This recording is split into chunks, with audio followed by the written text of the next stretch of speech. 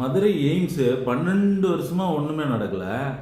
அதை பற்றி எந்த கோர்ட்டு புது புது ஜட்ஜுங்கெல்லாம் வராங்கப்பா, நல்ல நல்ல அறிவாளி ஜட்ஜுங்கெல்லாம் வராங்க. நான் அந்த ஜட்ஜுங்களை குறை சொல்ல, இந்த திருப்பரங்குன்றத்தில் தீபம் ஏற்றுறதுக்கு பட்ட அந்த அக்கறை இருக்க பாருங்க, அந்த அக்கறையை தயவு செஞ்சு அந்த மதுரை எய்ம்ஸ் மேலேயும் காட்டுங்க.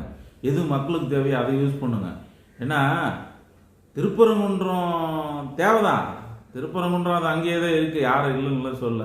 தயவு செஞ்சு திருப்பரங்குன்றம் மலை மேலே எப்படி விளக்கேற்றுறதுக்கு உயர்நீதிமன்றம் தானாக முன் வந்து அந்த கேஸை எடுத்து வழக்காடி தீர்ப்பு ஒரே மாதத்துக்குள்ளே தீர்ப்பும் வந்து இம்ப்ளிமெண்ட் பண்ணிட்டாங்களோ சந்தோஷம். அது நம்ம மக்களுக்கு நல்லது தான். ஏன்னா ஒரு கடவுள் பக்தி இதெல்லாம் வேணும் தான்.